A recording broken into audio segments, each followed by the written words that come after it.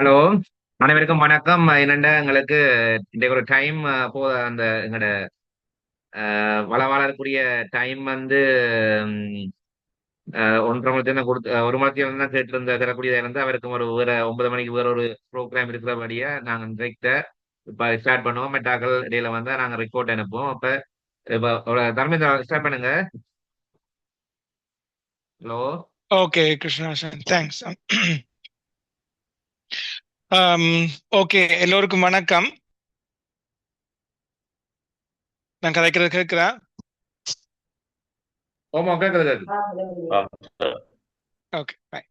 So ஒரு brief அறிமுகம் நினைக்கிறேன். எக்ஸ்டென்சிவா அறிமுகம் செய்ய டைம் இருக்காது. அப்போ என்னுடைய பேர் தர்மேந்திரா. நான் தற்பொழுது இன்டர்நேஷ்னல் வாட்டர் மேனேஜ்மெண்ட் ரிசர்ச் இன்ஸ்டிடியூட்டில் ப்ரொஜெக்ட் மேனேஜராக வேலை செய்கிறேன். அப்போ கிருஷ்ணராஜன் உடைய வேண்டுகோளின் அடிப்படையில் கேட்டதுக்கு நாங்கள் இன்றைக்கு சில முதலீட்டு விகிதங்களை பற்றி பார்ப்போம். நான் நேரடியாக பிரசன்டேஷனுக்கு போறேன்னு. One second.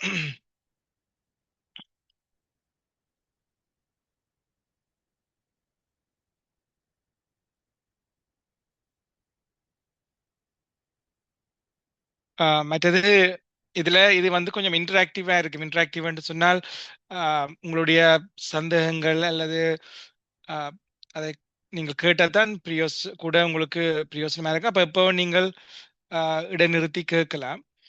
ரைட்.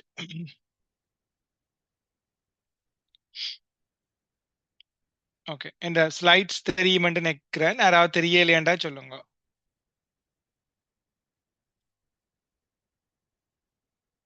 யாராவது ஃபீட்பேக் தந்தால் நான் ஸ்டார்ட் பண்ணலாம். ஸ்லைட்ஸ் தெரியுதா ஸ்க்ரீன்? ஓகே ஓகே தெரியுது sir. Right, okay, thanks. So இந்த பொதுவாக செயல் திட்டங்களை நடைமுறைப்படுத்தும் பொழுது நாங்கள் அவற்றை ஏதோ ஒரு அடிப்படையில் தெரிவு செய்ய வேண்டியிருக்கும். ரைட், அதில் பல காரணிகள் இருக்கலாம். அதில் அடிப்படையில் எங்களுக்கு இலகுவாகிறதுக்காக நாங்கள் சில டூல்ஸுகளை பாவிப்போம். ரைட், அப்போ நாங்கள் இன்றைக்கு பார்க்க போகிற சில விஷயங்கள் ஆங்கிலத்தில் இருந்தாலும் நான் உங்களுக்கு தமிழ்லாம் விளங்கப்படுத்துவேன். நீங்கள் அதில் ஏதாவது பிரச்சனை இருந்தால் கேட்கலாம். இப்போ ப்ரெசன்ட் வேல்யூ, இற்றை பெறுமதி, நெட் ப்ரெசன்ட் வேல்யூ அது தேறிய இற்றை பெறுமதி, மற்றது ஐஆர்ஆர் உள்ளிட்டு காரணி அல்லது விகிதம் என்று சொல்லுவோம். ரைட், உள்ளார்ந்த விகிதம் என்றும் சொல்லலாம். அதை இதுல மிக முக்கியமானது இந்த பிரசன்ட் வேல்யூ, இற்றை பெறுமதி. அந்த இற்றை பெறுமதியை நாங்கள் சரியான முறையில் விளங்கி கொண்டோம் என்று சொன்னால் எங்களுக்கு மற்ற விடயங்கள் இலகுவா இருக்கும். அந்த இற்றை பெறுமதி என்றது பிரசன்ட் வேல்யூ என்றதுதான் எங்களுக்கு இங்க முக்கியமா இருக்க போறது. அப்ப நாங்கள் இன்றைக்கு இந்த பிரசன்ட் வேல்யூ பிவி என்று சொல்றது, நெட் பிரசன்ட் வேல்யூ என்பிவி என்று சொல்றது, மற்றது IRR, internal rate of return. Right, இந்த மூன்று விஷயங்களையும் பார்ப்போம்.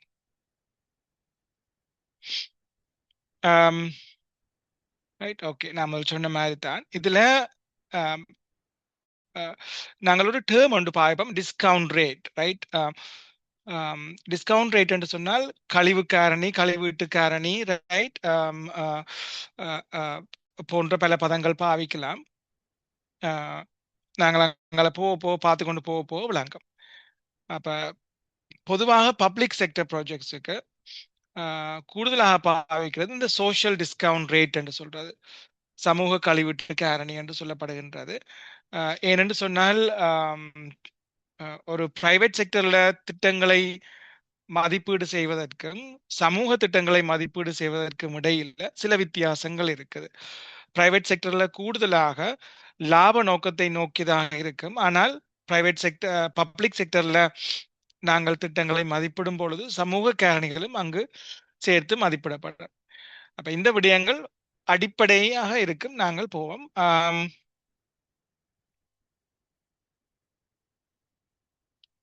ரைட், இதுல இருக்கிறது ஒரு சில சமன்பாடுகள். நாங்கள் அங்கால எக்ஸாம்பிள்ஸ்கள் பார்க்க விளங்கும். நீங்கள் இந்த சூத்திரங்கள் அல்லது இந்த சமன்பாடுகள் உங்களுக்கு தெரிஞ்சிருக்கும். ரைட், இதுல எங்கிட்ட நாங்கள் பின்னுக்கு பாவிக்க போற சின்ன சின்ன வித்தியாசங்களுக்கு ஒரே சமன்பாடு விடையெல்லாம் ஒன்றுதான். சின்ன சின்ன அந்த அந்த எங்கெங்க இந்த காரணிகள் காட்சிப்படுத்தப்பட்டிருக்கின்றதுல சில வித்தியாசங்கள் இருக்கும், ரைட்? அப்ப ப்ரெசன்ட் வேல்யூக்குரிய ஃபார்முலா எப்படி இருக்கும் என்று சொன்னால், இட்டை பெறுமதியை நாங்கள் காண்றதுக்கு எதிர்கால பெறுமதியை இந்த சாரி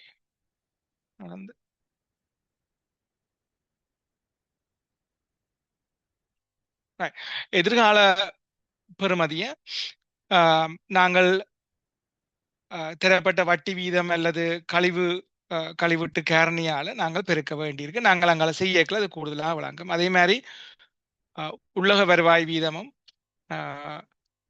நாங்கள் பாவிக்க போறது இட்டை பெறுமதி. நீங்கள் பார்த்தீங்கன்னா தெரியும்,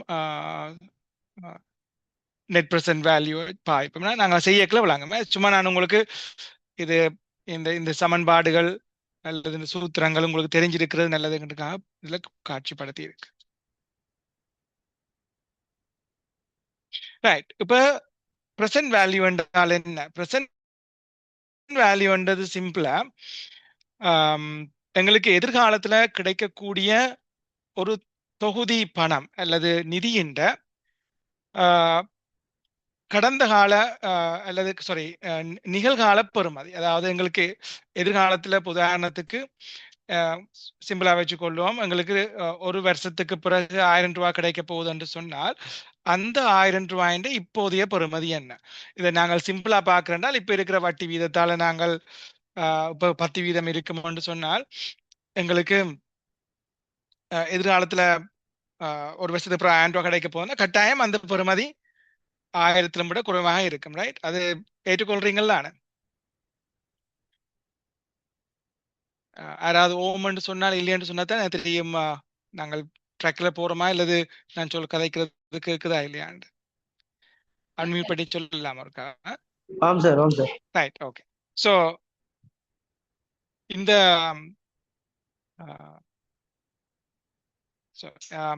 எஸ், அப்ப இந்த ப்ரெசன்ட் வேல்யூவை நாங்கள் அதில் அடுத்த சில எக்ஸாம்பிள்ஸ் கூட பார்த்து கொண்டு போவோம். சிம்பிளா இது விளக்கம் இதுதான். அதாவது எதிர்காலத்தில் கிடைக்கக்கூடிய பணத்தின் இன்றைய பெறுமதி, ரைட்? அப்ப நான் இன்றைக்கு குறிப்பிட்ட அளவு முதலீடு செய்கிறேன்னு சொன்னால் எனக்கு எதிர்காலத்தில் இவ்வளவு கிடைக்கும் இன்னொரு வகையில பார்க்கிறோம் என்றால், ரைட்? அப்ப நான் இது முந்தி நீங்கள் பார்த்திருப்பீங்க, இந்த பேங்க்ல வந்து ஒரு சேமிப்பு பத்திரம் சேவிங் சர்டிபிகேட் இஷ்யூ பண்ணினவர், ரைட்? அப்ப அவையில அதுல போடுவின 3 வருஷத்துக்கு பிறகு உங்களுக்கு 10 லட்சம் கிடைக்கும். இப்ப நீங்கள் வந்து உதாரணத்துக்கு 70,000 அல்லது 72,362 ரூபாய் நீங்கள் பே பண்ணணும். இந்த சேவிங் சர்டிபிகேட் வச்சிருங்க, அதுக்கு பிறகு உங்களுக்கு ரைட் ஃபியூச்சர்ல 10 லட்சம் கிடைக்கும், right? Okay,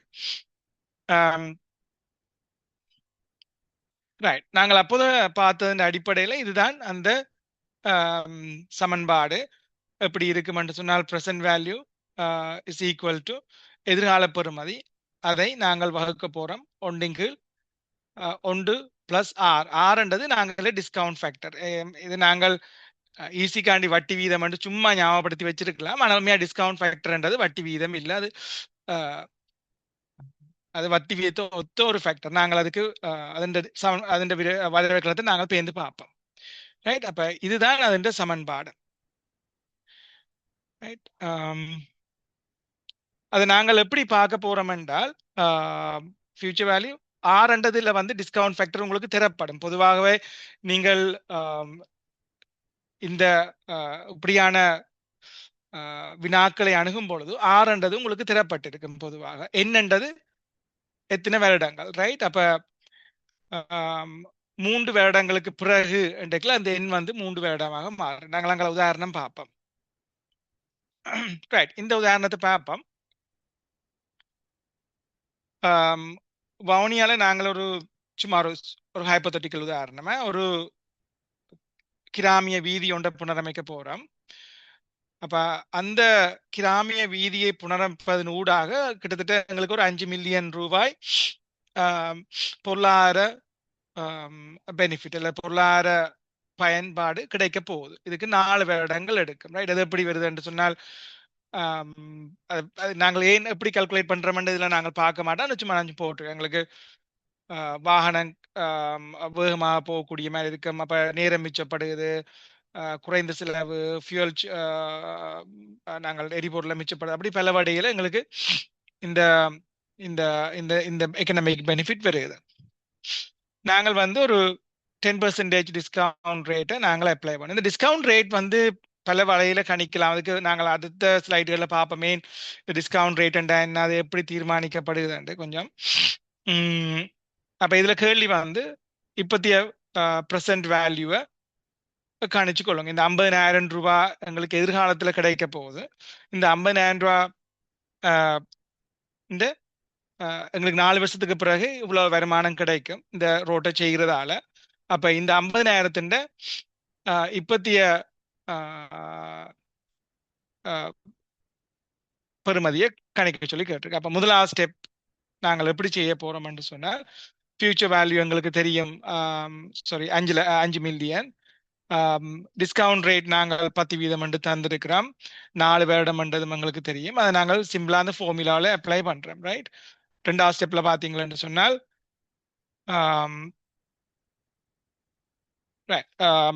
5 million future value இதுல இருக்குது. அரண 1.1 சைவர அதை 4 இதால பெருக்கிறோம். ஸோ அந்த விட வந்து எங்களுக்கு இந்த பிராக்கெட்டுக்குள்ள இருக்கிற இந்த 1.14 விட வந்து 1.1461 வருது. அதை நாங்கள்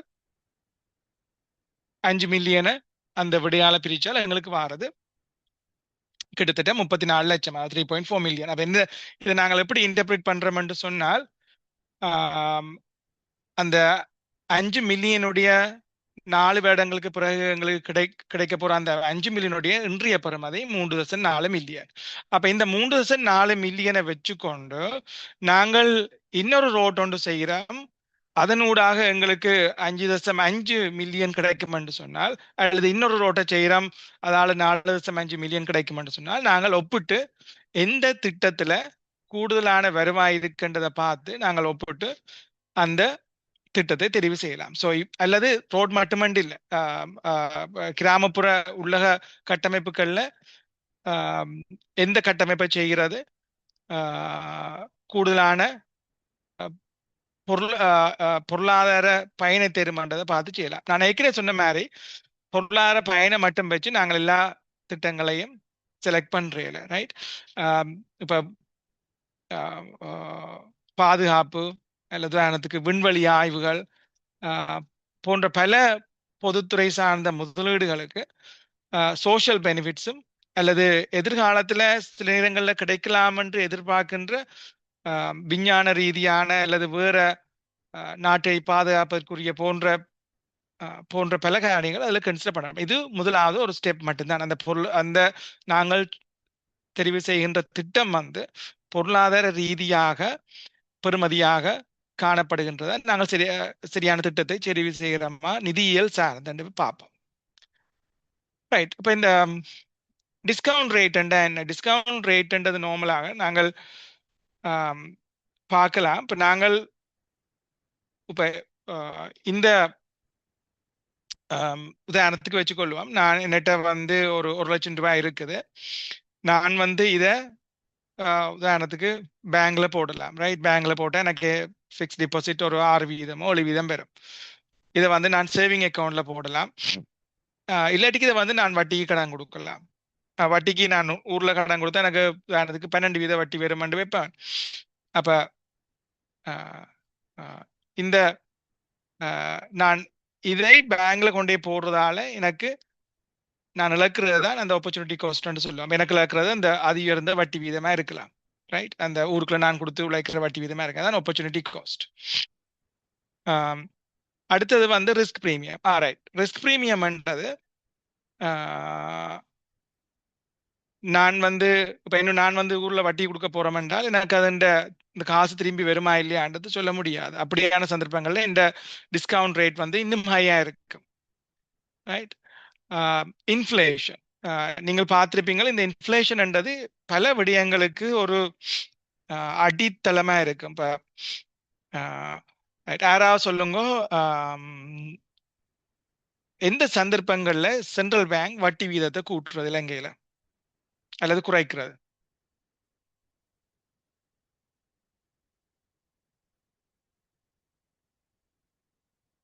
ஆரம்பி சொல்லலாம். இன்ஃப்ளேஷன் கூடவே இருக்கு, இனிமே வட்டி வீதம் கூடவே இருக்கும். இன்ஃப்ளேஷன் குறைவா இருக்குல்ல வட்டி வீதத்தை குறைப்பேன். அப்ப இந்த இன்ஃப்ளேஷனை வச்சுக்கொண்டு கன விடயங்கள் நடக்கும். இப்போ நான் பார்த்தீங்கன்னா பேங்குகள் வந்து இப்போ இந்த இன்ட்ரெஸ்ட் ரேட்டை கூட்டுவின, ரைட்? பேங்க் இன்ட்ரெஸ்ட் ரேட்டை கூட்டுறதால பொருளாதாரத்துல வந்து நடக்கும். தனியார் துறைகள் கடன் பெற்றுக்கொள்ற செலவினங்கள் கூடும். கடன் பெற்றுக்கொள்ற செலவினங்கள் கூடுறதால இந்த உற்பத்தி செலவு கூடும். உற்பத்தி செலவு கூடுறதால மக்களுடைய திருப்பியும் ஒரு சுழலுக்குள்ள போகும். ஆனால் இந்த இன்ஃப்ளேஷன் ஏன் பேங்குகள் வட்டி வீதத்தை கூட்டுறாண்டால் அந்த பணச்சுற்றோட்டம், அந்த பணச்சுற்றோட்டத்தில் இருக்கிற அந்த பணத்தின் புழக்கத்தை குறைக்கிறது. அதை குறைக்கிறது கூடாக, பணப்புழக்கத்தை ரெஸ்ட்ரிக்ட் பண்றது கூடாக ஓரளவுக்கு பொருளாதாரத்துல செலவினங்களை கட்டுப்படுத்தி அந்த இன்ஃப்ளேஷனை குறைக்கலாம்ன்றது ஒரு தியரி, ரைட்? அப்ப இந்த டிஸ்கவுண்ட் ரேட் பல விடயங்களால தீர்மானிக்கப்படும். நாங்கள் அதுக்கு டீட்டெயிலா போக மாட்டோம். ஆனால் எங்களுக்கு தெரிஞ்சிருக்கிறது நல்லது என்னென்ன விடயங்களை வச்சு பொதுவாக இந்த டிஸ்கவுண்ட் ரேட் தீர்மானிக்கப்படுகிறதுன்னு சொல்லி. அதுல முக்கியமானது ஒன்று இன்ஃப்ளேஷன். மற்ற விடயங்களும் அதுல இருக்கு. அது சோஷியல் டிஸ்கவுண்ட் ரேட்ல இன்னும் அதிகமான விடயங்கள் வரும், ரைட்? அப்ப இருந்து பார்ப்போம். எஸ், நாங்கள் இது காட்சி கொண்டு கிளியர் பார்த்துட்டோம், ரைட்? ஸோ நாங்கள் இதுல தேவையில்லை போக ஆழமாக.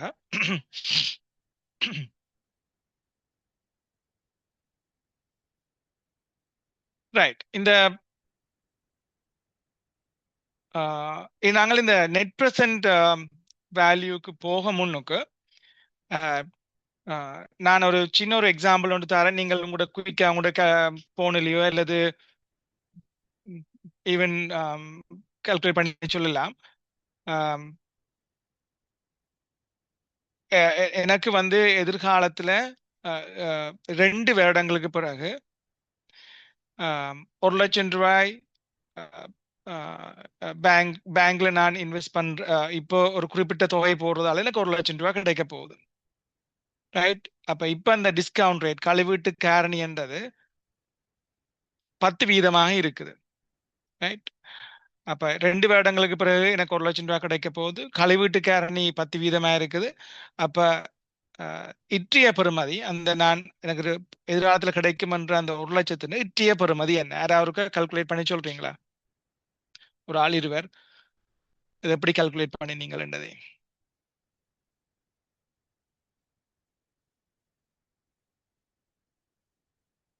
ஒரு 2 மினிட்ஸ் தான்.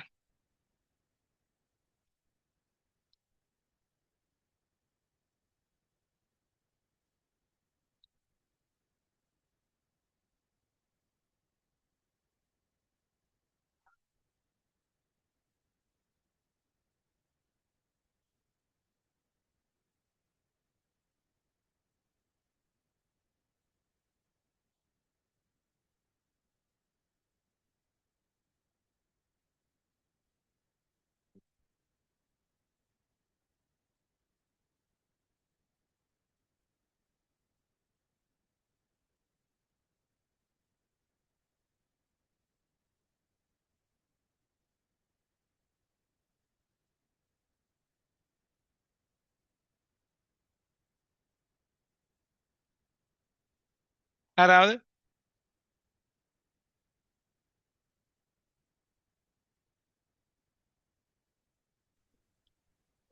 $82,665.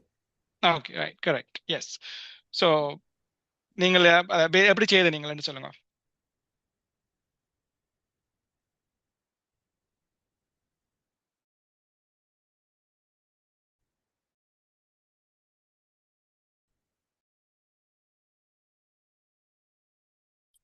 போடப்பட்டிருக்கு. குயிக்கா சொல்லிடலாமா? அப்ப 1 லட்சம் நாங்கள் உண்டு, 1 லட்சங்களை உண்டு சக அந்த 10% டிஸ்கவுண்ட போட்டு 2 வருஷம் என்றதால 2 பெருக்குவோம். தர்க்க மூலம் பார்த்தா அதில் 82,000 அப்புறம் பிரிச்சு 1,00,000 பிரிச்சு விட்டா வரும் அந்த. Yes, okay. அப்ப இதுல உங்களோட ப்ரெசென்ட் வேல்யூ நீங்கள் கணிக்க போகல, ப்ரெசென்ட் வேல்யூ எங்களுக்கு தெரியாது. ஃபியூச்சர் வேல்யூ எஃப்இ என்றதுல 1,00,000 இருக்குது. 1 பிளஸ் ஆர் வந்து 10%. அப்ப தசம் 1 எண்ணுக்கு வந்து நாங்கள் 2 போடுவோம். ஏண்டா 2 வேடங்கள். அப்ப இந்த சமன்பாட்டை போடும் பொழுது இலகுவாக நீங்கள் சொன்ன அந்த விடை எங்களுக்கு கிடைத்துவிடும். ஸோ நினைக்கிறேன் ப்ரெசென்ட் வேல்யூ எல்லாருக்கும் ஓரளவுக்கு கிளியரா இருக்கும். இல்லையாவது கொஸ்டின் இருந்தா கேளுங்க, நாங்கள் அடுத்ததுக்கு போவோம் முன்னுக்கு.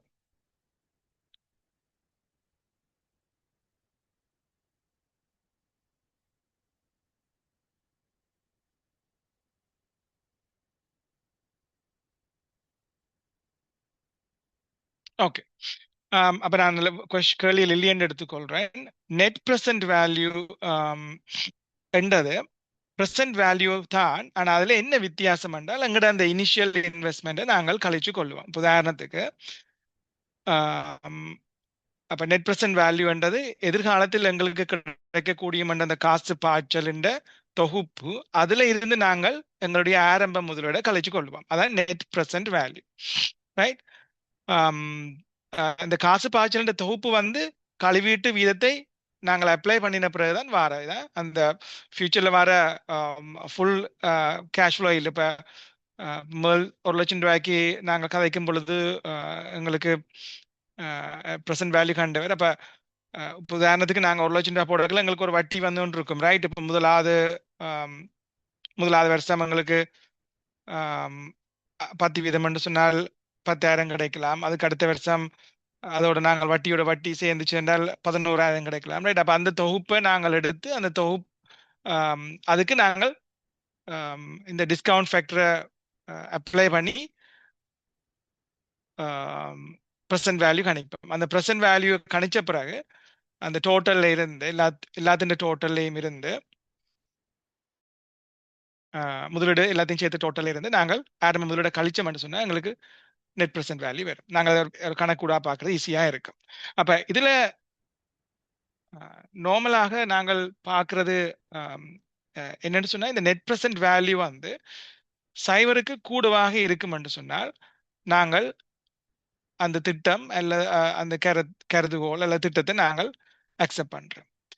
குறைவாக இருக்கும், அதாவது நெகட்டிவா இருக்கும் என்று சொன்னால் நாங்கள் அக்செப்ட் பண்ண மாட்டோம். எங்களுடைய நாங்கள் எதிர்பார்க்கிற வருமானம் இற்றிய பெறுமதியில மைனஸாக இருக்குது. அப்ப நாங்கள் அதில் காசை கொண்டே போட்டோம், உண்மையா காசு எங்கட இருந்த காசுலும் விட குறைவான காசு தான் கிடைக்கும். அப்போ நாங்கள் 1,00,000 ரூபாய் கொண்டு பேங்க்ல போட்டோம் என்றால் உண்மையா நாங்கள் டிஸ்கவுண்ட் ஃபேக்டர் பேங்க் தரதிலும் விட கூடுதலாக இருக்குமென்று சொன்னால் உண்மையான எங்களோட பெறுமதி வந்து குறைவாக தான் இருக்குது. எங்களோட நார்மலா எங்களோட இன்ஃப்ளேஷன்ல நடக்கிறது அதுதான். பேங்கின் வட்டி வீதங்கள் பொதுவாக எக்ஸெப்ஷனல் பீரியட்ஸ் இருக்கும். அப்படியும் இன்ஃப்ளேஷனிலும் விட சில இன்ஃப்ளேஷனோட சரியா இருக்கலாம், இல்லை இன்ஃப்ளேஷனிலும் விட சேர்த்துல குறைவாக இருக்கலாம். அப்படி இருக்கும் பொழுது எங்களோட பணத்தின் பெறுமதி உண்மையான பெறுமதி குறைஞ்சு கொண்டு போகும், ரைட்? அப்ப ஜீரோல வந்தால் அது you have to decide. But ஜீரோல வாரதில்லை. நார்மலா ஜீரோல வந்தால் என்ன, அது அந்த திட்டம் வந்து பெரிய அளவுக்கு பெனிஃபிட்டை ஜெனரேட் பண்ணாது, பெரிய அளவுக்கு லாஸையும் ஜெனரேட் பண்ணாதுன்னு அர்த்தம். நாங்கள் எக்ஸாம்பிள் பார்க்க கொஞ்சம் ஈஸியாக இதான் ஃபார்முலா முதல் பார்த்த ஃபார்முலா கொஞ்சம் சில வித்தியாசங்கள் இருக்கும். இதுல நெட் ப்ரெசென்ட் வேல்யூ எப்படி கணிக்கிறோம் என்றால் இது இந்த இ அண்ட் இருக்கிற சமேஷன், ரைட்? இது கூட்டுத்தொகை. சிஎஃப்டி அண்ட் இருக்கிறது எங்கட கேஷ் ஃப்ளோ, ரைட்? இப்போ டி என்றது டைம் பீரியட். இப்போ எங்கட முதலாவது ஆண்டுல இருந்தால் முதலாவது ஆண்டுல இருக்கிற கேஷ் ஃப்ளோ, ஆறுன்றது வட்டி வீதம், இது முதலாவது ஆண்டு வரும். ரெண்டு வருஷத்துக்கு அப்புறம் போட்டுக்கொண்டு போவோம். மைனஸ் சிஓன்னு சொன்னால் எங்களுடைய இனிஷியல் கேபிட்டல். ஏன் கேபிட்டல் கழிக்கிறோம்னா கேபிட்டல் கழிச்சா தான் எங்களுக்கு தெரியும் மைனஸ்ல இருக்குதோ பிளஸ்ல இருக்கும். நாங்கள் கணக்கு பார்க்கல தெரியுமா? நாங்கள் ஒரு சின்ன ஒரு எக்ஸாம்பிள் பார்ப்போம். இப்போ ஃபிக்ஸ்ட் டெபாசிட்டும் செய்கிறோம், ஸ்டாக் மார்க்கெட்லையும் இன்வெஸ்ட் பண்றோம். எங்கள்கிட்ட 1,00,000 ரூபாய் இருக்குது, 5 வருஷத்துக்கு ஃபிக்ஸ்ட் டெபாசிட்டை போடுறோம். அதே மாதிரி ஸ்டாக் மார்க்கெட்லையும் 5 வருஷத்துக்கு இன்வெஸ்ட் பண்ண போறோம். நாங்கள் அப்ளை பண்ற டிஸ்கவுண்ட் ரேட் 6%, ரைட்? இப்போ நாங்கள் பார்க்க போறோம் இதுல இது பெஸ்ட் ஆப்ஷன், ரைட். இது ஒரு அசம்ஷன், ரைட். இது சும்மா ஒரு கணக்குக்கு தான், இது எக்ஸாக்ட்லி இப்படி தான் இருக்க மாட்டில்ல, பட் ஒரு ஜஸ்ட் ஒரு இதுக்கு. ரைட். அப்ப நீங்கள் இதில் பார்த்தீங்க என்றால் முதலாவது நாங்கள் 1,00,000 ரூபாய் டிபாசிட் பண்றோம், ரைட். எங்களோட ரைட், அது ஓகே. அப்ப முதலாவது வருஷம் எங்களுக்கு கிடைக்கிற வட்டி வீத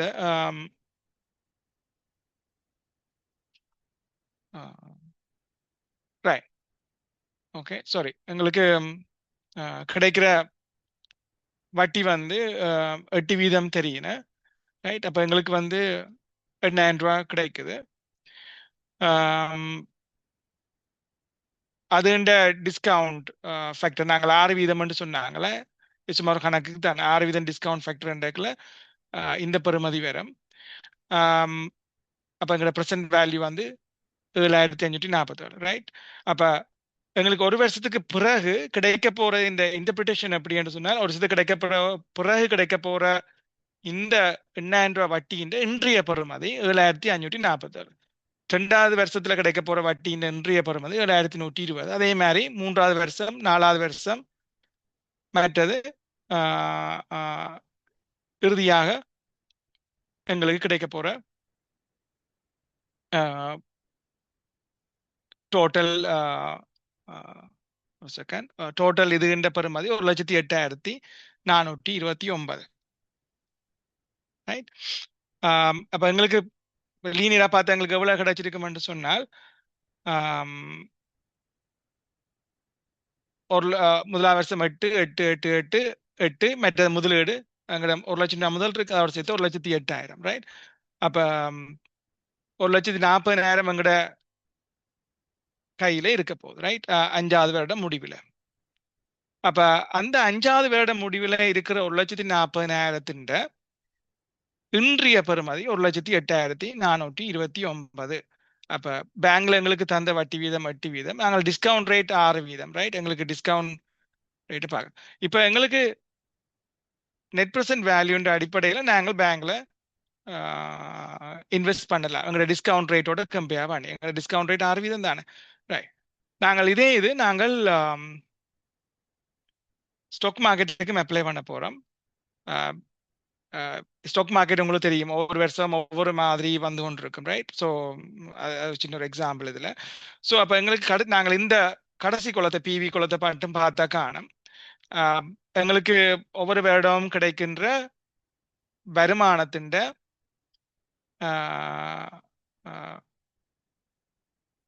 நெட் பிரசன்ட் வேல்யூ பார்த்து கடைசியில் பார்த்து கொண்டு வந்தோம்னு சொன்னால் எங்களுக்கு கிடைக்க போறது 1,51,962 ரூபா, ரைட். அப்ப 1,51,962 ரூபாய் தான் எங்களுக்கு நெட் பிரசன்ட் வேல்யூ. எங்களோட டோட்டல் வேல்யூ கேபிட்டலோட சேர்த்து 2,01,000 ரூபாய் கிடைக்க போகுது. அந்த 2,01,300 ரூபாய் 5 வருஷத்துக்கு கிடைக்கிற அந்த தொகையின் பிரசன்ட் வேல்யூ வந்து 1,51,000. அப்ப நாங்கள் இந்த 1,51,000 இருந்து எங்களோட இனிஷியல் கேபிட்டல் காஸ்ட்டை கழிச்சு விட்டோம்னா கிடைக்கிறது 51,000. இப்போ ரெண்டையும் கம்பேர் பண்ணி பார்ப்போம். அப்ப ரெண்டுமே வந்து எங்களோட இந்த 6% டிஸ்கவுண்ட் ரேட்ல குவாலிஃபை பண்ணப்படுது, ரைட். அப்ப இதுல எக்ஸாம்பிளுக்கு போட்டோடைய நாங்கள் அப்படி சும்மா போட்டோம். இதுல பேங்க் வந்து குவாலிஃபை பண்ணப்படாம போகலாம், ரைட். இன்ட்ரெஸ்ட் ரேட் வந்து உதாரணத்துக்கு 5% பண்ணி நாங்கள் அதில் போட்டிருந்தோம் என்றால் இது வந்து நெகட்டிவா வந்திருக்கும், என்ற டிஸ்கவுண்ட் ரேட்ல விட குறைவாக வந்திருக்கும், ரைட்.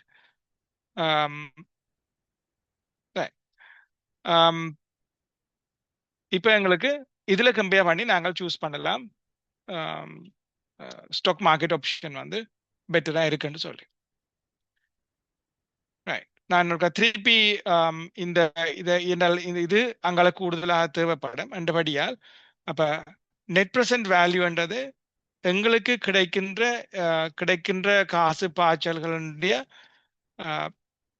கூட்டுத்தொகை, அதுல இருந்து நாங்கள் எங்களை முதலோட கழிக்கலாம். ஆனா இந்த கூட்டுத்தொகை எப்படி இருக்கும் என்று சொன்னால், இந்த பிரசன்ட் வேல்யூ, அதாவது நாங்கள் டிஸ்கவுண்ட் ஃபேக்டர் அப்ளை பண்ணின அந்த தேறிய பெறுமதியாக இருக்கும், ரைட். இந்த தேறிய பெறுமதியின் கூட்டுத்தொகை முதலீட்டையும் நாங்கள் ஆரம்ப முதலீட்டை கழிக்கும் பொழுது எங்களுக்கு வந்து இது ரைட் சைபருக்கு கூடுதலாக இருந்தது என்று சொன்னால் அந்த முதலீடு வந்து எங்களுக்கு பொருளாதார ரீதியான பலன்களை தரும். சைபருக்கும் குறைவாக இருந்தது என்றால் இப்ப இருக்கிற பெறுமதியிலும் விட அது குறைந்த பெறுமதியைத்தான் திறப்போகுது. ரைட், சைபர் ரெண்டு வாரையில் அப்ப எங்களுக்கு உண்மையா தேவை சைபர்ல விட கூடுதலாக இருக்குதா குறைவாக இருக்குதான்றதுதான். Right, social discount rate. அப்ப இதுல நாங்கள் இது நாங்கள் இதை பற்றி நாங்கள் டீட்டெயிலாக பார்க்க போறல. நான் இலங்கையில நான் நினைக்கிறேன் இது நான் ட்ரை பண்ணி நான் எடுக்கிறதுக்கு, ஆனால் எனக்கு அந்த எக்ஸாக்ட் ரேட் தெரியல. ஆனால் நான் நினைக்கிறேன் 8 to 12 தான் இருக்குமென்று நினைக்கிறேன். அந்த ரேட் தான் கூடுதலாக பார்ப்பேன். ஆனால் கணக்குகள் செய்யும் பொழுது தெரிவினேன்னு நம்புறேன் அந்த அந்த ரேட். ரைட், ஸோ இது எங்களுக்கு தேவையில்லை டீப்பாக. அது எங்களுக்கு தெரிஞ்சிருந்தா சரி. பொதுத்துறை சார்ந்த பப்ளிக் இன்வெஸ்ட்மெண்ட் ப்ராஜெக்ட்ஸ் செய்யும் பொழுது கூடுதலாக நாங்கள் சோஷியல் டிஸ்கவுண்ட் ரேட் அப்ளை பண்ணோம். கழிவீட்டு காரணி என்றுதான் எங்களுக்கு கழிவீட்டு காரணி என்று தெரிஞ்சா சரி. ரைட்,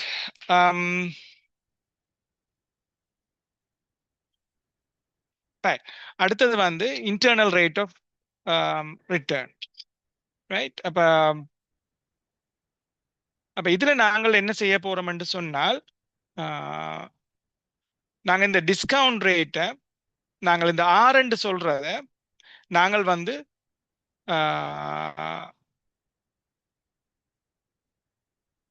இந்த R ரேட்டில் எங்களோட கேஷ் ஃப்ளோஸ் வந்து 0 இருக்கல வெற ரேட்டை தான் நாங்கள்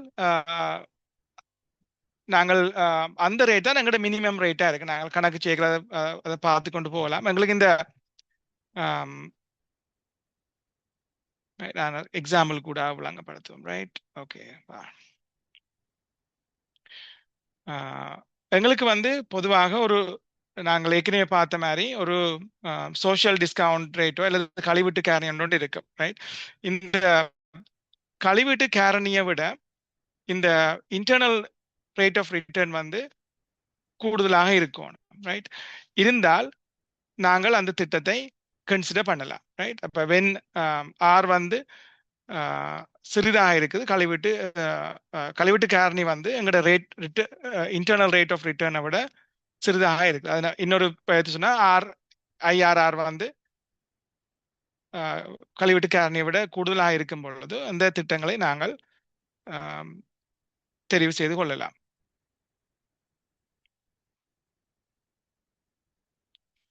அதுல விட மாறி வந்தது என்று சொன்னால் இந்த R ரேட் வந்து IRR ரேட்ல விட கூடுதலாக இருக்கும், இந்த கழிவீட்டு காரணி கூடுதலாக வந்துச்சுன்னு சொன்னால் அந்த திட்டங்கள் நாங்கள் ரிஜெக்ட் பண்ண வேண்டியிருக்கும் இன்வெஸ்ட்மெண்ட் பாயிண்ட் ஆஃப் வியூ இல்லையா. இதனுடைய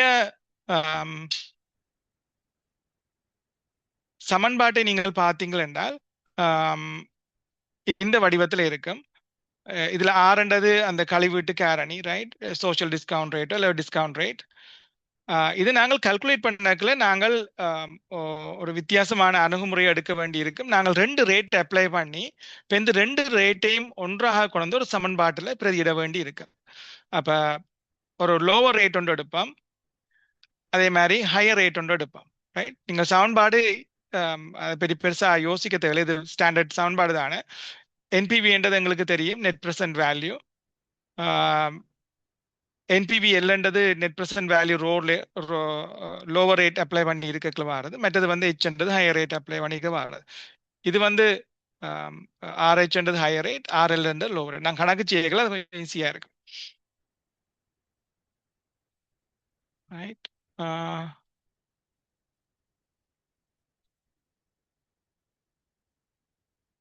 ரைட், ஓகே. கணக்கு செய்துட்டு திருப்பி வருவோம். நாங்கள் வந்து ஒரு இரிகேஷன் ப்ராஜெக்ட் ஒன்று செய்ய போறோம். இது ஒரு பெரிய அமௌண்ட், கிட்டத்தட்ட ஒரு 50 மில்லியன் இன்வெஸ்ட் பண்ண போறோம். 7 வருஷத்துக்கு எங்களுக்கு இந்த பெனிஃபிட்ஸ் கிடைக்கும் என்று எதிர்பார்க்கிறோம். ரைட், எங்களோட சோஷியல் டிஸ்கவுண்ட் ரேட் அல்லது ஹேர்டில் ரேட். ஏன் ஹேர்டில் ரேட் என்று சொல்றது என்று சொன்னால் தடை. ரைட், அப்ப இந்த இதுக்கு மேல போனால், அந்த ரேட்டுக்கு மேல போனால் எங்களோட திட்டத்தை நாங்கள் தெரிவு செய்யலாம், பெனிஃபிட்டை உருவாக்குது. ரைட், அது மினிமம் ரேட் இந்த லெவல் இருக்கணும். கதை அது ஹேர்டல் ரேட் டிஸ்கவுண்ட் ரேட்ல கழிவெட்டு காரணின்றதும் பாவிக்கலாம். அப்ப 12% இருக்குது. ரைட். இப்ப எங்களுக்கு ஐஆர்ஆரை காண போறோம். எங்களுக்கு கேள்வி வந்து ஐஆர்ஆர் என்ன, மற்றது கவர்மெண்ட் வந்து இந்த இன்வெஸ்ட்மெண்ட்டை செய்யலாமா. ரைட்.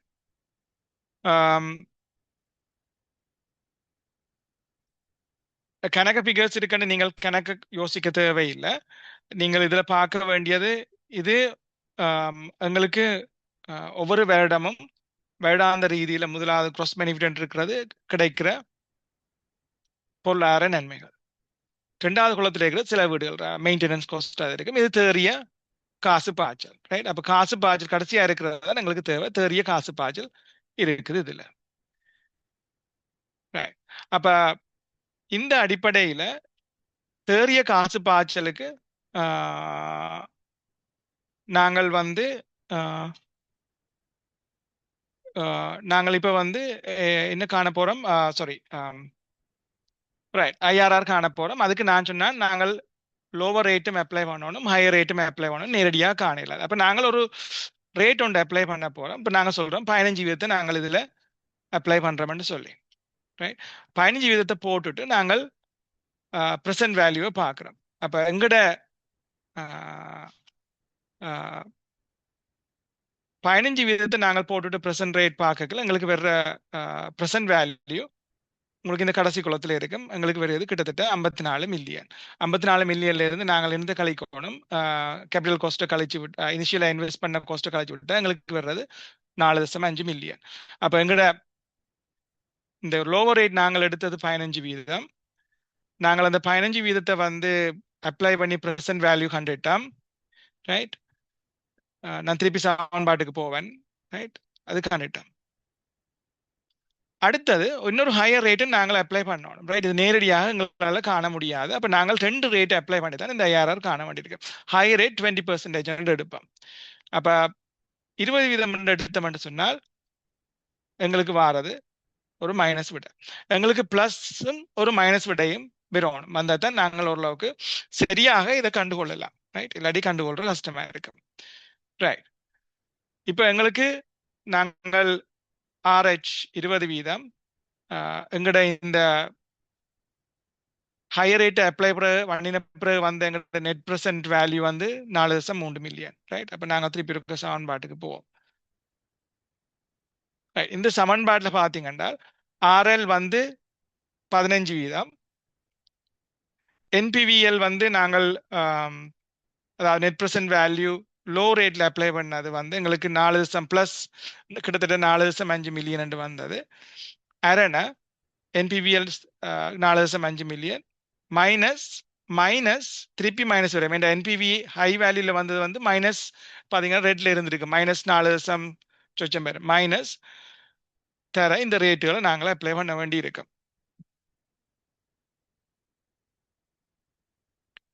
ரைட். இதுல ஏதாவது கொஸ்டின் இருக்கா? நாங்கள் அடுத்த எப்படி இந்த ரேட் செலக்ட் பண்ண போறோம் என்ற ஒரு இதுக்கு போகும் முதல் இதுல உங்களுக்கு ஏதாவது கொஸ்டின் இருக்கும்? அதை நான் முதல்ல சொன்னால் இந்த ப்ரெசன்ட் வேல்யூவை நீங்கள் சரியா விளங்கி கொண்டீங்க அதான் எல்லா இடம் பெறப்போகுது. ப்ரெசன்ட் வேல்யூ சரியா விளங்கி கொண்டீங்க என்றால் நெட் ப்ரெசன்ட் வேல்யூவும் சரியா விளங்கி கொண்டீங்க என்றால் ஐஆர்ஆர் விளங்குறது பெரிய கஷ்டமா இருக்காது. எங்களோட கேஷ் ஃப்ளோவை நாங்கள் எஸ்டிமேட் பண்ணோம். நம்ம ஒரு வருஷத்துக்கு எங்களுக்கு வர்ற கேஷ் ஃப்ளோவை எஸ்டிமேட் பண்ணி நாங்கள் சூஸ் பண்ற டிஸ்கவுண்ட் ரேட்டை நாங்கள் அப்ளை பண்ணி எங்களோட total net present value estimate பண்ணோம். டோட்டல் நெட் ப்ரெசன்ட் வேல்யூ எங்களோட டோட்டல் ப்ரெசன்ட் வேல்யூ வந்து 54 மில்லியன். ரைட். அதுக்கு பிறகு நாங்கள் இனிஷியல் ஆரம்ப முதலீடு கழிச்ச பிறகு எங்களுக்கு வர்ற தேறிய இட்டை பெறுமதி வந்து 4.5 மில்லியன் பிளஸ்ல இருக்குது. நாங்கள் 15% அப்ளை பண்ணாங்க பிளஸ்ல வந்தது. பேருந்து நாங்கள் எங்களுக்கு இந்த ஐஆர்ஆர் காண்றதுக்கு வந்து 2 ரேட்ஸ் நாங்கள் அப்ளை பண்ணா தான் காணலாம் சமன்பாட்டின் அடிப்படையில். ஒன்று ஹையர் ரேட் அப்ளை பண்ணினா லோவர் ரேட் அப்ளை பண்ணாங்க. இப்போ இன்னொரு கூடுதலான டிஸ்கவுண்ட் ரேட்டை அப்ளை பண்ணி பார்க்க போறோம். அதன் அடிப்படையில் எங்களுக்கு வந்தது 4.3 மில்லியன் மைனஸ்.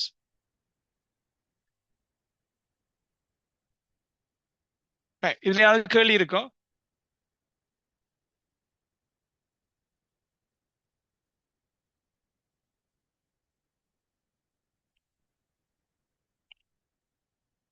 ரைட்.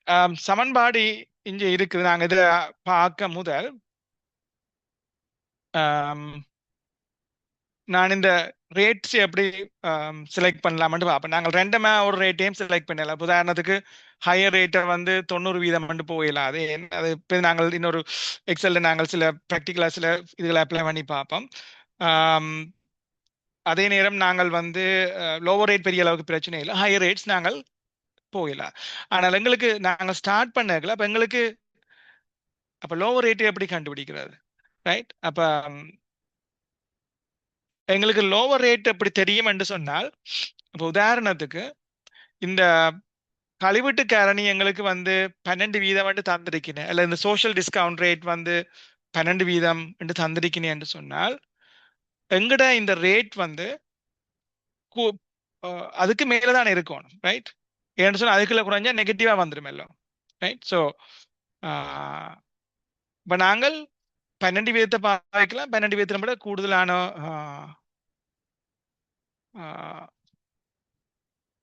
ஒரு வீதத்தையும் பாவிக்கலாம். ரைட்.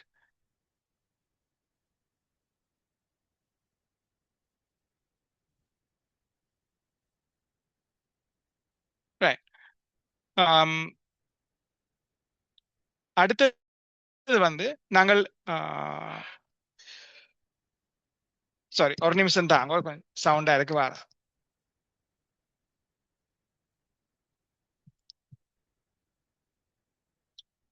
உங்களுக்கு பேக்ரவுண்ட் நாய்ஸ் ஏதாவது கேட்குதா? நான் கதை கேட்கல. யாராவது சொல்லுவீங்களா? இல்ல கன்ஃபார்ம் சார். பண்ணுவீங்களா? இல்ல கேக்குது இல்ல. பேக்ரவுண்ட் ஒன்றும் கேட்கல. ஓகே, அப்போ தென் ஃபைன். ரைட். அப்போ லோவர் ரேட்டை வந்து நாங்கள் ஈஸியாக கண்டுபிடிக்கலாம். எப்படின்னு சொன்னால் எங்களுக்கு இந்த சாரி நான் மாறி சொல்லிட்டேன். லோவர் ரேட்டை நாங்கள் ஈஸியாக கண்டுபிடிக்கலாம். எங்களுக்கு டிஸ்கவுண்ட் ரேட் தந்திருக்கிறேன் என்று சொன்னால் அந்த டிஸ்கவுண்ட் ரேட்ல விட கூடுதலாக எங்களோட ரேட் இருக்காது. ரைட். அது லோவர் ரேட்டா வரும்.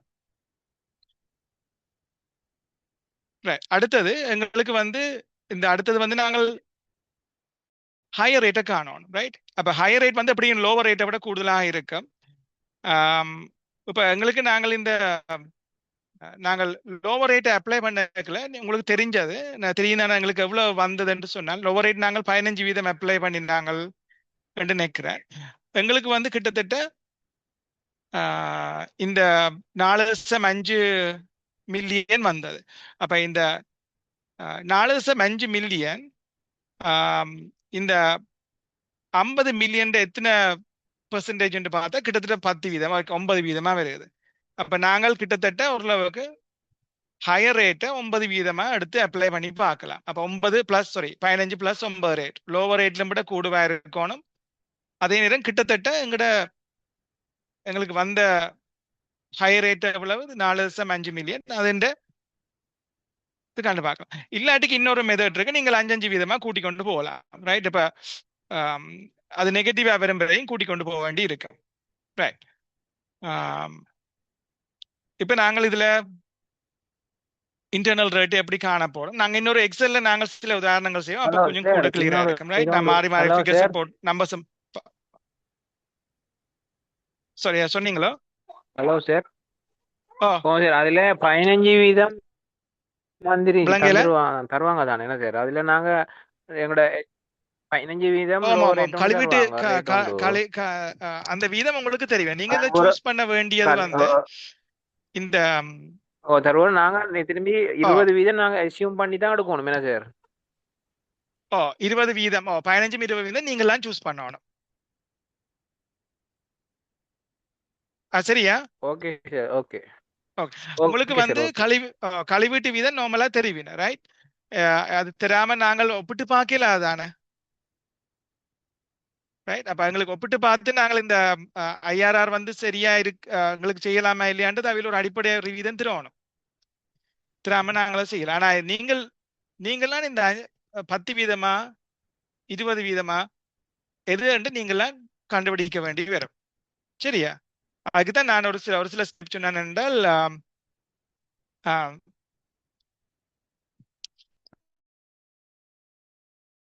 இப்ப எங்களுக்கு ஹேர்டல் ரேட்ன்றது 12 வீதம் ஏற்கனவே தந்துட்டு தானே முதலே நான் அது தெரிவினேன் உங்களுக்கு அந்த கழிவீட்டு காரணியா வெளி தெரிவினேன். ரைட். இப்போ எங்களுக்கு நாங்கள் இந்த சமன்பாட்டில் கொண்டு வந்து எல்லாத்தையும் போட வழி கிடைக்கல. எங்களுக்கு நாங்கள் லோவர் ரேட் வந்து இதில் 15 வீதம் போட்டிருக்கிறோம். நெட் ப்ரெசன்ட் வேல்யூ எங்களுக்கு அந்த நாங்கள் லோவர் ரேட்டு அப்ளை பண்ணி வந்த நெட் ப்ரெசன்ட் வேல்யூ வந்து 4.5 மில்லியன் 4,57,597,500. அதே திருப்பி வருது 4,00,000 சமன்பாட்டில் கூட அதே இது வருது. அதுல இருந்து நாங்கள் கழிக்கிறோம். ரைட். அப்ப எங்களுக்கு அதுல வந்து மைனஸ் வந்தது ஹையர் ரேட் அப்ளை பண்ண வந்தது மைனஸ் 4,130,100. ரைட். அப்ப அது மைனஸ் இங்க அதை கவனிச்சுக்கொள்ளணும். மைனஸ் தர எங்கட வட்டி வீதங்கள் சாரி எங்கட ஹையர் ரேட்டும் லோவர் ரேட்டும் 20 வீதம் 15 வீதம். அப்ப இந்த சமன்பாட்டில் போட்டு இந்த இது ரெண்டும் கூட்டுப்படும். ரைட். ஏண்டா இது மைனஸ் தானே, இது ரெண்டும் கூட்டுப்பட்டு வரும் தர 5 வீதம் என்ன இது கழிச்சு வருது. அப்ப 15 வீதம் பிளஸ் இது. அப்ப எங்களுக்கு கடைசியா பெருக்கி செய்து கொண்டு போக்குள்ள வர்றது. அப்ப 5ல் 7.5 வந்து கிட்டத்தட்ட 6 அப்ப 2.5 2.6 கூட்டி வாரது வந்து 17.6. அப்ப நாங்கள் ஏற்கனவே எங்கட இதுல பார்த்து நாங்கள் இந்த தந்திருக்கு இந்த இதில் பாருங்க கவர்மெண்ட் பெஞ்ச் மார்க் எங்கட கழிவீட்டு வீதம் அல்லது நாங்கள்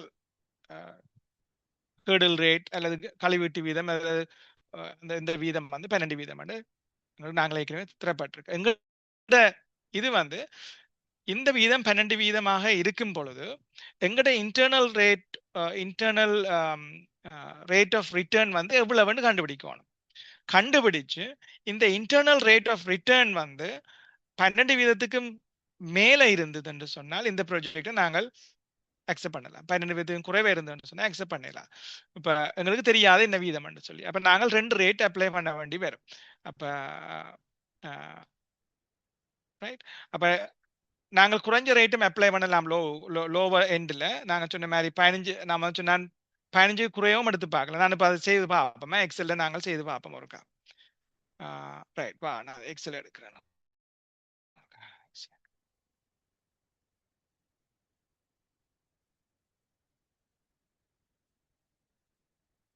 இந்த எக்ஸல் ஷீட் தெரியுதா?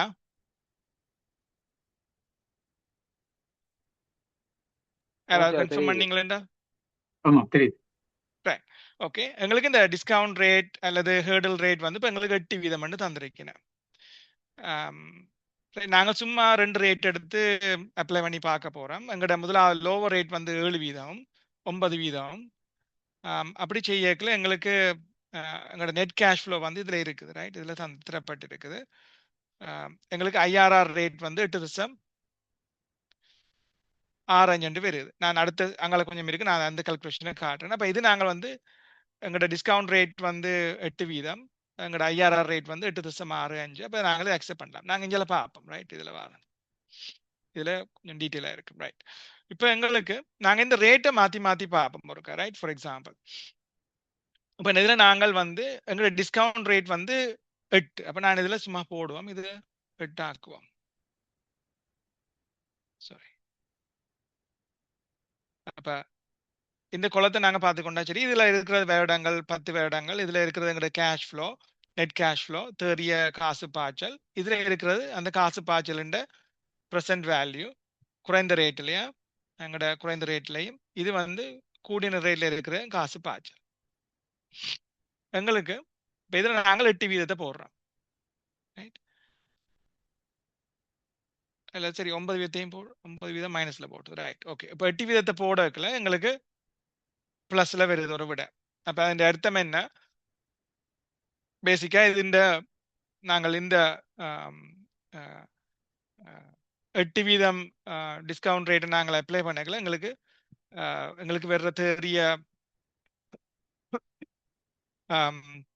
பிரசன்ட் வேல்யூ இற்றை பெறுமதி வந்து பிளஸ்ல இருக்கு. அப்ப இந்த திட்டத்தை நாங்கள் செயற்படுத்தலாம். 9 வீதத்தை போட டிஸ்கவுண்ட் ரேட்டை போட அது மைனஸ்ல போகுது. ரைட். இதுல எந்த விடையை பார்த்து 8.65 தான் வரும். இப்போ உதாரணத்துக்கு பாருங்க, நாங்கள் இந்த டிஸ்கவுண்ட் ரேட்டை நாங்கள் மாத்துறோம், ரைட்? ஃபார் எக்ஸாம்பிள் இதை நான் இப்போ உதாரணத்துக்கு 70 என்று மாத்துறேன், ரைட்? அப்ப இங்க -42 வந்துட்டுது. இந்த ஐஆர்ஆர் பாருங்க, 10.56 மாறுது. இப்போ ஐஆர்ஆர் ரேட் வந்து மாறுது. அப்ப ஐஆர்ஆர் ரேட் வந்து அக்யூரேட் இல்லை. எங்களுக்கு கிட்டத்தட்ட ஐஆர்ஆர் ரேட் வந்து இது வந்து ஆட்டோமேட்டிக் ஃபார்முலா. அந்த எக்ஸல்ல இருந்த ஃபார்முலா, இந்த ஃபார்முலா பாத்தீங்கன்னா தெரியும். இதுல ஐஆர்ஆர் ஃபங்க்ஷனை போட்டிருக்கிறோம். அப்ப அதுல ஆட்டோமேட்டிக்கா 8.65 வருது. இது கால்குலேஷன் பேஸ்ல வருது, ரைட்? அப்ப நாங்கள்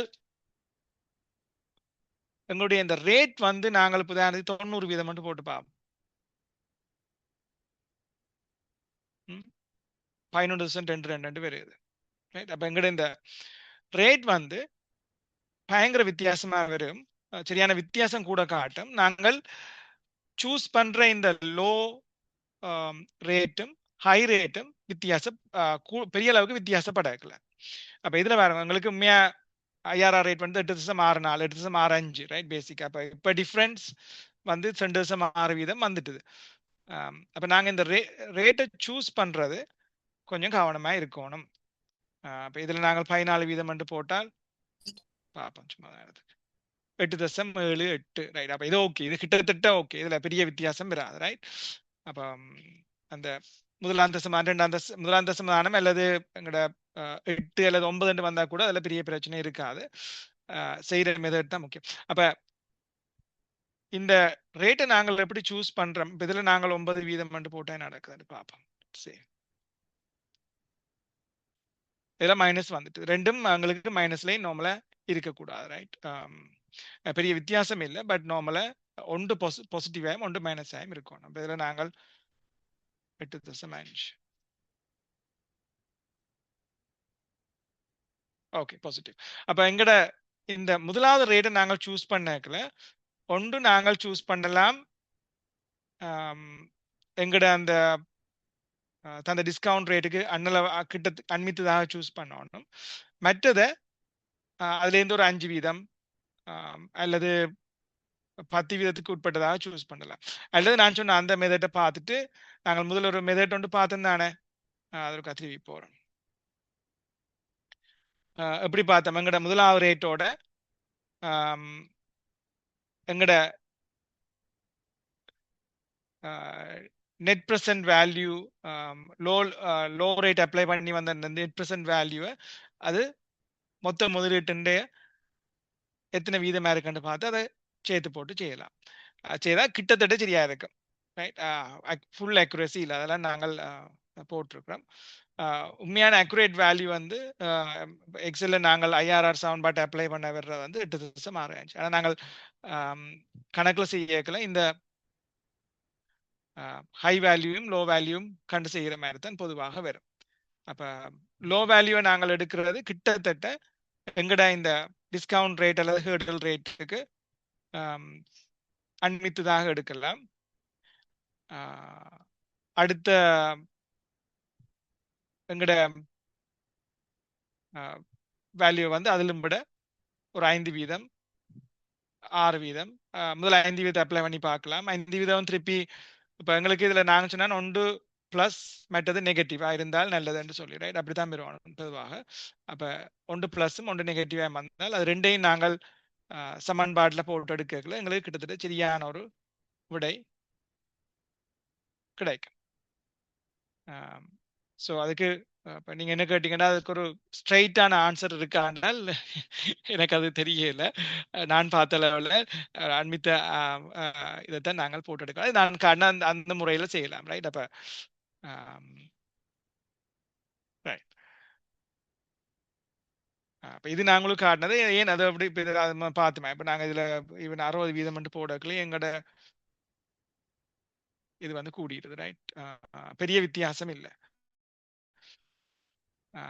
நான் நினைக்கிறேன் உங்களோட நீங்கள் சரியான முறையில செய்து காட்டியிருந்தீங்கள் என்று சொன்னால் அதுக்கே ஓரளவுக்கு மார்க்ஸ் வந்துடும். அப்ப இதுல கண்ணேரவும் இனக்கிடவும் கூடாது, ரைட்? அப்ப நீங்கள் திருப்பி எல்லாத்துக்கும் இப்ப நீங்க ஒன்று போட்டுட்டீங்கள் அந்த ரைட், அப்ப அந்த விட வந்து சரியா பிள்ளையா தெரியல, இது மைனஸ்ல விரையில நல்ல பெரிய அளவுக்கு சாரி இது ஒரு ப்ளஸ்ல வந்துட்டுது சொன்னா அகலம் நீங்கள் குழம்ப தேவையில்லை. நீங்கள் உங்களோட செய்ய வழி சரியா இருக்கும் சொன்னா நான் நினைக்கிறேன் அதுக்கும் ஒரு புள்ளிகள் வழங்கப்படும். ரைட்.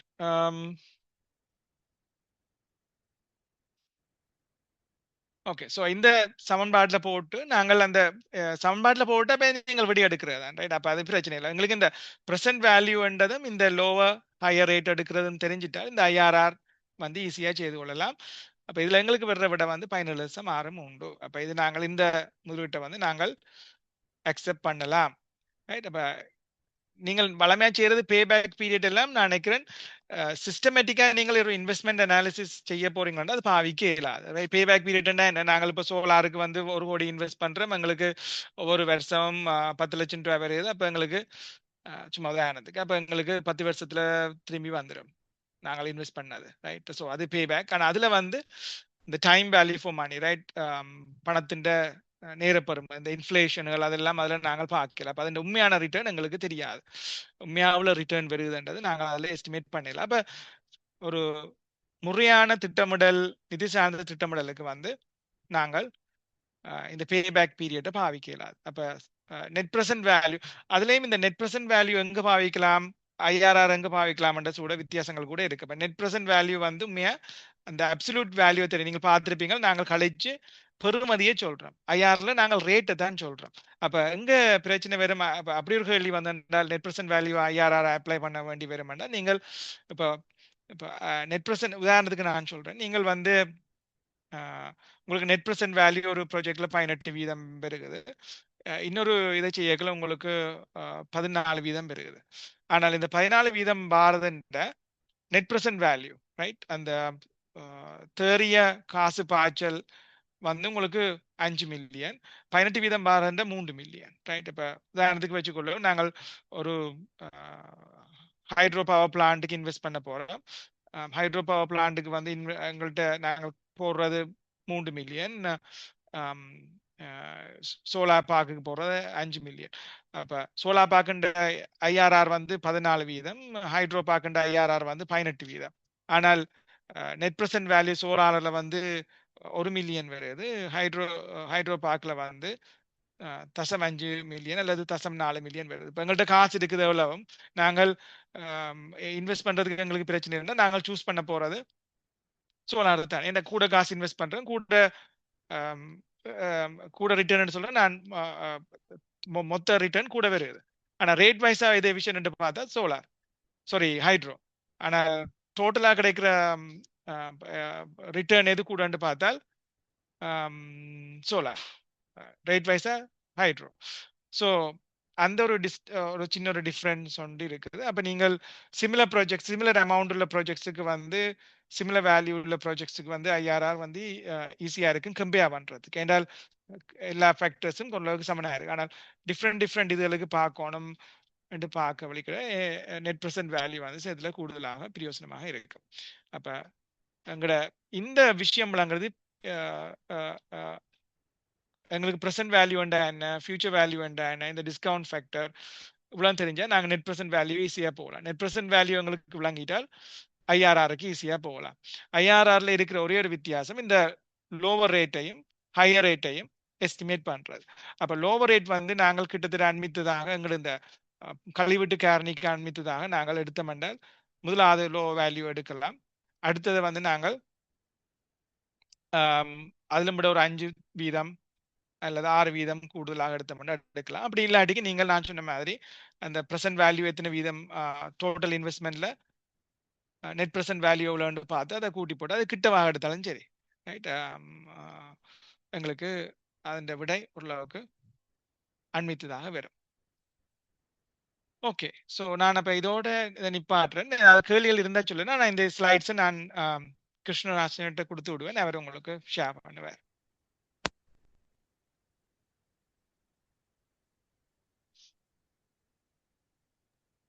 சார் அதில் என்பிவி ஐஆர் வந்து கம்பேர் பண்ணி ஆன்சர் பண்ண வந்தால் நம்ம அதில் என்பிவி ஐஆரில் ஒரு ப்ரொஜெக்டை தெரிவு செஞ்சு அதில் என்பிவி ஐஆர் கணக்கு கல்குலேஷன் செஞ்சு அப்படித்தானே செய்யணும். வேணா சார்? அப்படி ஒன்று அதில் வந்ததுன்னா நீங்கள் முதலாவது நீங்கள் உங்களுக்கு கிடைக்கிற விட வந்து என்பிவி தானே. ஸோ என்பிவியின் அடிப்படையில் இப்போ நீங்கள் ஒரு ப்ராஜெக்ட் வந்து கம்பேர் பண்ணி சொல்ல மாட்டேன். அப்போ உங்களுக்கு 2-3 தந்து போட்டு கம்பேர் பண்ண வேண்டி வந்தால் தான் அப்படி நீங்கள் சொல்ல வேண்டியிருக்கு. இப்போ முதலாவது நீங்கள் என்பிவியை லிஸ்ட் அவுட் பண்ணுவீங்க, ரைட்? 2 வேறு வேறு திட்டங்கள் நெட் ப்ரெசன்ட் வேல்யூவை நீங்கள் சொல்லுவீங்க, இந்த நெட் ப்ரெசன்ட் வேல்யூ இருக்கு. மற்றது வந்து ரேட்டை சொல்லுவீங்க, ரைட்? இந்த திட்டத்தில் இன்ன ரேட் இருக்கு. அப்போ 2 முதலீட்டும் தந்திருக்கலாம் அதில், ரைட்? இப்போ இதுக்கு வந்து இவ்வளோ முதலீடு தேவைப்படும், இதுக்கு திட்டம் ஏக்கு எவ்வளோ முதலீடு, திட்டம் பிக்கு எவ்வளோ முதலீடு.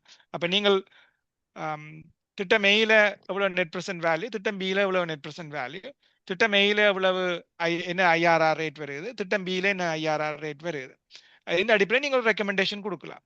அப்போ இதில் நீங்கள் நான் சொன்ன அடிப்படையில் இப்போ நாங்கள் வந்து எங்களுக்கு கிடைக்கிற மொத்த வருமானத்தை அதிகப்படுத்த போறோம் என்று சொன்னால் என்பிவி எங்க கூட வருதோ அங்க நாங்கள் சூஸ் பண்ணலாம்.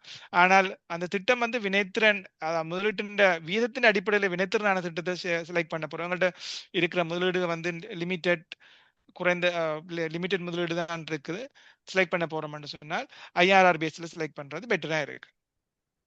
ஸோ அப்படித்தான் நாங்கள் ஒரு ஒப்பீட்டு ரீதியான ஒரு ஆன்சரை வழங்க வேண்டியிருக்கோம்.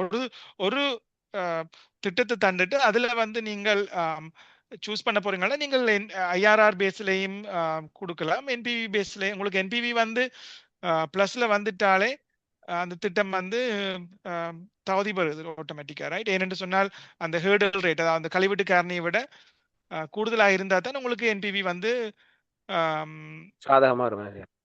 சாதகமாக வரும். அப்ப என்பி அந்த கழிவீட்டு காரணியை விட ஐஆர்ஆர் குறைஞ்சிட்டு என்றால் நாங்கள் அல்லது இந்த இது குறைஞ்சிட்டுனாலே உங்களோட திட்டம் ஆட்டோமேட்டிக்காக ஃபெயிலியர்னா குவாலிஃபிகேஷனுக்கு ஒரு இடங்கட இன்வெஸ்ட்மெண்ட் செய்ய தேவையில்லை, என்ன சார்? தேவையில்லை. Okay sir.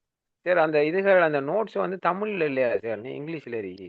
தமிழ்லயே மினிட் ஒன்று இருக்குது, நான் அதையும் ஷேர் பண்ணி விடலாம். பிரச்சனை இல்லை.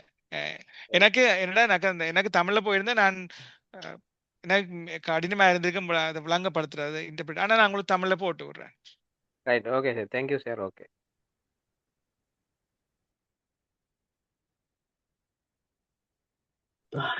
தேங்க்யூ. ஓகே, கிருஷ்ணராசன். ஆமாம், ஒரே டவுட் எதுவும் இருக்கா? இல்ல சார். அந்த இது உங்களுக்கு எக்ஸாம்பிளுக்கு அந்த இது கொஞ்சம் ப்ராக்டிக்கல் செய்யறது கொஞ்சம் கணக்கு போட்டா நல்லா இருக்கும், போட்டுட்டு அடுத்த கிளாஸ்ல நினைக்கிறேன் உங்களோட இதுல நீங்க பாருங்க, லேர்னிங் மெட்டீரியல்ல கொஞ்சம் கிடக்கு. Okay sir. அதோட பாருங்க, நாங்க லேர்னிங் மெட்டீரியல் போடுறது அதோட நீங்க பார்த்துட்டு இது வந்து கோச்சிங் கிளாஸ், அதாவது நீங்க அளவு இதோட வந்தா தான் இதை வந்து அப்ப ஏற்கனவே நாங்க கொஞ்சம் போட்டிருக்கிறோம். அப்ப அதோட பார்த்துட்டு வாங்க. இப்பயும் வந்து நீங்கள் இப்ப இந்த நடந்த கிளாஸ் ரெக்கார்டிங் போடுவோம், மற்றது ஸ்லைட் போடுவோம். நீங்கள் இதுல பார்த்துட்டு ஏதாவது உங்களுக்கு டவுட்டுகள் என்று கேட்டா நாங்கள் அந்த தொகுத்து இன்னும் ஒருக்கா நாங்கள் தர்மேந்திராவோட கதைச்சு ஒரு கிளாஸ் போடக்கூடிய இருக்கும். இப்ப நீங்க உங்களுக்கு எங்கட கிளாஸ் வந்து உண்மையில நாங்க வந்து உண்மையில வடமாகாண திட்டமிடலாள சங்கம் என்று சொன்னா எங்களுக்கு SLPSல இருந்து தமிழ் மீடியம் பெறணுமென்ற நோக்கத்துக்கான நாங்கள் செய்யறோம். அப்ப நீங்க என்ன செய்யணும்னா படிக்கணும், படிச்சுட்டு டவுட் எல்லாம் கேட்டு நீங்க பாஸ் பண்ணணும்ன்ற நோக்கத்துல செய்யப்படுது. அப்ப நீங்க போடுற ஒவ்வொன்றே பார்க்கணும். நீங்கள் நாங்க படிப்புக்கிறதுல இருந்து எடுத்துட்டு போய் பாஸ் பண்ணலாம்ன்ற சாத்தியம் இல்லாத ஒன்று. ஏனென்றா அப்படியான இருக்கிற வேக்கண்டும் குறைவு, அதே பிளானிங் சர்வீஸ் எக்ஸாம் வந்து சிட் பண்ற கொஞ்சம் கஷ்டம். அப்ப அதால நீங்கள் எல்லாம் முதல்ல படிச்சுட்டு வரணும். அத மாதிரி நாங்களும் இப்ப போடுவோம். இப்ப வளவாளட்டு இப்ப ரெக்கார்டிங் வரும். இது ஏற்கனவே நீங்க கிளாஸ்ல இருந்துக்கிறீங்க, பிறகு அதை ரெக்கார்டிங்கையும் ஸ்லைடையும் வந்து கொஞ்சம் யோசிச்சு அதுக்கு பிறகு உங்களுக்கு என்ன டவுட் எங்களுக்கு அனுப்புங்க. அனுப்பினோட நாங்கள் வளவாளோட டிஸ்கஸ் பண்ணி போட்டு என்ன செய்யலாம்னு செய்வோம். சரியே? Hello. Okay sir. Okay, okay sir, thank you. Okay sir. வேற யாராவது? ஓம் கிருஷ்ணா, இதுல என்னண்டா இவையல் தங்களை தயார்படுத்திக்க இப்ப அவர் வந்து முதலாவது இந்த ஒரு 2 விதமான கேள்விகள் வரும். ஒன்று வந்து அவர் இப்ப இன்றைய காலையில் சொன்னது போல ஐஆர்ஆர் அந்த டெபினிஷன் வந்து இவங்கள்ட்ட கேட்கப்படும். ஆமாம் பேபேக் பீரியட் என்னண்டா, ஐஆர்ஆர் அல்லது ரேட் ஆஃப் ரிட்டர்ன்ஸ், இது என்ன விடயங்கள்ன்றதுக்கான வேற விளக்கணம் கேட்கிற முறை ஒன்று இருக்குது. அது ஆமாம் ஷார்ட் நோட்ஸ்ல வரும். இன்னொன்று வந்து ஒரு ப்ரொஜெக்டின் அப்ளிகேஷனை தந்துட்டு அதுல இப்ப அவர் செய்து காட்டியது போல செய்ய வேண்டிய ஒரு தேவைப்பாடு வரும். ஆமாம் நீங்க சொன்ன மாதிரி இவியல் பிள்ளைகள் நீங்கள் மிக கவனமா இருக்கணும். என்னன்னு சொன்னா நீங்க படிச்சுட்டு வாங்க. நீங்க வந்து படிச்சுட்டு வந்தா மட்டும்தான் பலவாளர்கிட்ட கேட்க வேண்டிய கேள்வி என்னன்னு எங்களை தயார்படுத்தாம இருந்தா அது எல்லாமே புதுசா இருக்கும், சும்மா தான் கேட்டுக்கொண்டிருப்போம். கொஞ்சம் பார்த்துட்டு வந்தா தானே என்னென்ன விஷயங்கள்ல இவைகளுக்கு இருக்கிற டவுட் அவரும் சொல்லக்கூடியதா இருக்கும். என்ன அதான் பிரச்சனை. இப்ப ஆங்கிலமா தமிழான்றது பிரச்சனை இல்ல, அவர் நல்லபடியா விளங்கப்படுத்தினவர். இதான் விஷயம். இவை வந்து முதல் தங்களையும் கொஞ்சம் தயார்படுத்தணும்ன்றத எல்லாருக்கும் ஒருக்கா சொல்லி வைக்கிறோம். Okay ma'am. அப்ப அந்த வகையில இப்ப எங்கட மலவான தர்மேந்திரா அவர்கள் இப்ப அவர் வந்து ஏற்கனவே அதிக வேலைப்பளுக்கள் மற்றது சர்வீஸ் இறுதியில ஒரு வேலை செய்கிறாள். அப்ப அந்த வகையில இந்த நேரத்தில் நாங்கள் கேட்டதுக்கு அந்த இந்த நேரத்தை எங்களுக்கு ஒதுக்கி இந்த சந்ததுக்காக நன்றியை தெரிவித்துக் கொள்கிறோம். மேலும் எங்களுக்கு எங்களோட தமிழ் மாணவர்கள் செய்யல அதாவது இந்த எக்ஸாம் சீட் பண்ற சம்பந்த டவுட்டுகள் இருந்தா நாங்கள் அதை உங்கள்கிட்ட நாங்கள் தெரிவித்து அதன் ஊடாக இந்த விரலுக்கு நாங்கள் இந்த சிறந்த ஒரு எங்களோட சிறந்த ஒரு சேவையை இந்த உத்தியோகத்தருக்கு வழங்க தயாரிக்கும். அது வகையாக நன்றியை தெரிவித்துக் கொள்றோம். மற்றது ஒருக்கா மிச்ச ஆக்கள் ஒருக்கா இருங்க ஒரு உங்களோட ஒரு கதைக்கணும். ஏனென்றா என்ன மாதிரி நீங்கள் எக்ஸாம் சீட் பண்ணணும். தர்மேந்திரா ஓகே சரி, ஏன்னா அப்ப நான் நீங்களும் ஓகே லீவ் பண்றேன். தேங்க்ஸ். ஓகே வேலை இருக்கு. Bye. Thank you. Okay bye. Right. என்ன பேர் வேற நீங்க இருக்கிறீங்க என்ன மாதிரி உங்களுக்கு நீங்கள் என்னண்டா நீங்க படிக்கிறீங்க என்ன மாதிரி ஷீட் பண்ணணும் உங்களுக்கு என்ன மாதிரி என்ன மாதிரி நாங்க கிளாஸ் வைக்கணும் உங்களுக்கு என்னென்ன போன முறை எக்ஸாம் எழுதினாக்களுக்கு என்ன பிரச்சனை வந்தது அதுல எங்களுக்கு சொன்னீங்களா நாங்க அதுக்கேற்ற மாதிரி நாங்கள் ஆக்களை கொண்டு தயார்படுத்தி இல்ல நாங்களா இருக்கிற ஆக்கள் எல்லாம் ஒரு வகையில சேரக்கூடியதா இருக்கிறோம். அப்ப அந்த இல்ல நாங்க உங்கள்கிட்ட கேட்கிறோம் நீங்கள் என்னத்துக்கு உங்களுக்கு பிரச்சனை இருக்கு உங்களுக்கு இப்ப படிச்சிருப்பீங்க உங்களுக்கு எத்தனையோ மெட்டீரியல் லேர்னிங் மெட்டீரியல் சேவ் பண்ணி இருக்கிறோம். அது கூட நீங்க ஓரளவு படிக்காம ஒன்றும் செய்யல. உதாரணம் கேள்வி சொன்ன மாதிரி இதுல வச்சு கொண்டு நீங்கள் இதுல நோட் எடுத்து கொண்டு போய் எக்ஸாம் சிட் பண்றது சாத்தியம் இல்லை. மற்ற ரெண்டாவது நாங்கள் எங்களோட பிளானிங்னு சொல்லி நாங்க நோட்ஸை கொண்டு வந்து போட்டு வாரதும் சாத்தியம். அதெல்லாம் உங்களுக்கு பேஸ் ஒரு அதிന്റെ ஒரு 50% தான் நாங்கள் இது பண்ணிக்கொள்ளலாம். உங்களுக்கு அந்த மிச்ச 50% வந்து நீங்கள் எவ்வளவு எவ்வளவு படிக்கிறீங்க அதை லேர்ன் பண்றீங்க அதுன்ற பிராக்டிக்கலை எங்கெங்கன்னு அறிகிறீங்க அதை மனதில் எவ்வளவு வைக்கிறீங்கன்றதுதான் அடுத்ததுல இருக்கும். அப்ப அந்த வகையில வந்து உங்களுக்கு என்னென்ன தேவைப்படுது என்றதை இருந்தா அப்படி இருந்தா சொல்லுங்க. நாங்க அடுத்த வளவலர்களை அதுக்கேற்ற மாதிரி உங்களை கொண்டு வரோம். ஏன்னா தமிழ் மீடியத்துல கனவே இருக்கணும் வழியால எல்லாம் இருக்கணும். யாழ்ப்பாணத்துல இருக்கணும் எல்லா இதுலயும் இருக்கணும். யூனிவர்சிட்டியில் இருக்கு எல்லாத்துலயும் இருக்கணும். ஆனா பிராக்டிக்கல் மக்களும் உங்களோட இருக்கணும். அப்ப ஆனா உங்களுக்கு என்ன தேவைன்றத உங்களுக்கு என்ன பிரச்சனை இருக்குன்றத நாங்கள் பார்த்து பார்த்து கொண்டு வரோம். அடுத்த திருப்பி இன்னும் ஒரு இது சம்பந்தமா அதாவது தமிழ் வியூல ஃபுல்லா செய்யறது இவர் வந்து ஏற்கனவே பிராக்டிக்கல் நாலேஜ் உள்ளால் என்றபடியா இவருக்கு நாங்கள் இதை கொண்டு வந்திருக்கலாம். வேற கொண்டு வந்தது இன்னும் ஒரு ஆளை வந்து ஃபுல்லா அதாவது அவர் வந்து லோக்கல் என்ஜிஓ அதாவது இலங்கையில என்ஜிஓல வேலை செய்யற ஒரு ஆளோட கதைச்சிருக்கிறேன். அவர் வந்து முழுக்க அதாவது கேஸ் ஸ்டடிக்குரிய லாஜிக்கல் பிரேம்வொர்க் அதோட சேர்ந்து இந்த முழு முழு இதுவும் வந்து அவர் ஒரு ஆள் வருவார். அவருடைய காய்ச்சிங்க அவர் இப்போ லோ ஸ்டூடெண்ட்டுக்கு கிளாஸ் எடுத்துக்கிறார். 27ஆம் தேதியோட அவர் ஃப்ரீ ஆவார். அதுக்கு பிறகு அவர் எங்களுக்கு அவரும் வருவார். இப்ப உங்களுக்கு என்ன வேணுமென்னு இப்ப எனக்கு சொன்னீங்கன்னா நாங்கள் அடுத்து போகலாம். எல்லாரும் கதையுங்க. கதைக்காம இருந்து ஒரு வீடியோஸ்லயும் இல்ல.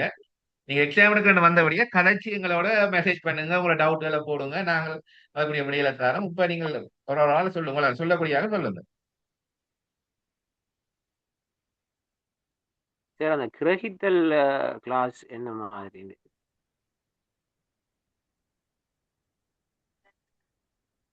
ஹலோ